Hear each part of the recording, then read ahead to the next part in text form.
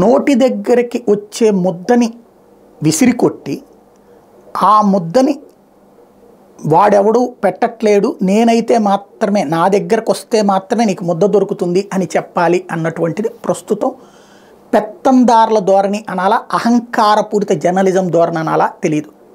ఎందుకంటే ఈనాడు, ఆంధ్రజ్యోతి ఇప్పుడు పేద ప్రజల నోటి దగ్గరకు వచ్చిన ముద్దని తీసేయడానికి తాపత్రయపడుతున్నాయి. వాలంటీర్ అనే వ్యవస్థ మీదన యుద్ధం గత 5 ఏళ్ల నుండి చేస్తున్నారు. ఎందుకయ్యా అంటే గతంలో జన్మభూమి కమిటీలు అనేటువంటి వాటి పేరుతో తెలుగుదేశం పార్టీ ఎవరైతే బెనిఫిషరీస్ని గుర్తించిందో అప్పుడు ఏం చేశారు, మొదట తెలుగుదేశం పార్టీ కార్యకర్తకి, 2 తెలుగుదేశం పార్టీ సానుభూతి పరుడికి, 3 తటస్థుడైన వాడయ్యుండి తెలుగుదేశానికి ఓటేస్తాడు అనుకుంటే మాత్రమే సంక్షేమ పథకాలు ఓకే చేశారు, మిగతా వాళ్ళకి లేవు. అదే సందర్భంలో వైఎస్ఆర్ కాంగ్రెస్ పార్టీ వచ్చాక వాలంటీర్ అనే ఒక వ్యవస్థని సృష్టించి ప్రభుత్వం తరపున గౌరవ వేతనం ఇప్పించి పార్టీలకు అతీతంగా అర్హత కలిగిన వాళ్ళందరికీ ఇవ్వమంది.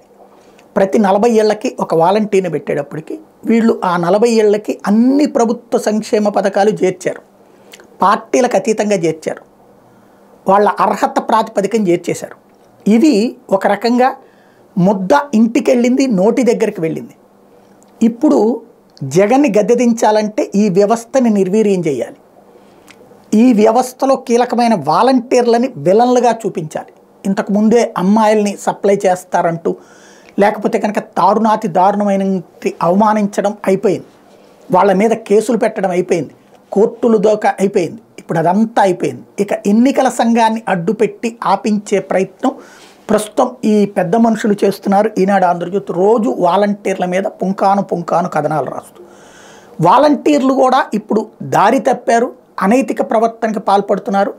వైఎస్ఆర్ కాంగ్రెస్ పార్టీ అనైతిక ప్రవర్తనకు పాల్పడింది. అక్కడ వాళ్ళ చేత పార్టీ కార్యకలాపాలు చేయించుకోవడం, పార్టీ కార్యకర్తల్లా మార్చుకోవడం, తద్వారా ఇప్పటిదాకా వాళ్ళ మీద ఉన్నటువంటి న్యూట్రల్ అనేటువంటిది ముసుగుగా మారిపోయింది. న్యూట్రాలిటీని పక్కన పెట్టేశారు. దాని పర్యవసానం వీళ్ళు రాయడానికి వీలయ్యింది ఈనాడు, ఆంధ్రజ్యోతిని. తప్పు తిలాపాపం తలాపిడికడు, కానీ ఆ వ్యవస్థ అనే ఒక అద్భుతాన్ని నాశనం చేసేటటువంటి ప్రక్రియ మాత్రం ఇప్పుడు జరుగుతుంది.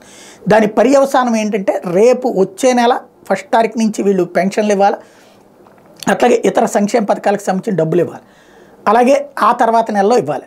ఎన్నికలు జరిగే లోపుగా ఈ వ్యవహారానికి సంబంధించి అడ్డుపడాలి. ఇక్కడ మనకి ఎన్నికలు వచ్చేటప్పటికి మేలో జరుగుతుంది. అంటే 2 నెలలు ఈ వాలంటీర్లు కి పని ఉంటుంది కదా, ఈ 2 నెలల్లో కూడా, ఈ 2 నెలల్లో ఈ వాలంటీర్లని పని చేయనీయకుండా చేస్తే, ఎన్నికల సంఘం ద్వారా వాళ్ళని ఆపించేస్తే, అప్పుడు వాళ్ళ ఉద్యోగాలు తీపించేస్తే డబ్బులు ఇచ్చేవాడు ఉండడు, ప్రజల దగ్గరికి సంక్షేమం అందదు. అదుగో జగన్ సంక్షేమం ఏమి ఇవ్వలేకపోతున్నాడు, మేము వస్తే ఇస్తామని తెలుగుదేశం చెప్పడానికి అనుగుణంగా ఒక నేరేటివ్ క్రియేషన్, అంటే దానికి తగ్గట్టుగా వాతావరణాన్ని సృష్టించే ప్రయత్నం ప్రస్తుతం ఈనాడు జ్యోతి చేస్తూనే.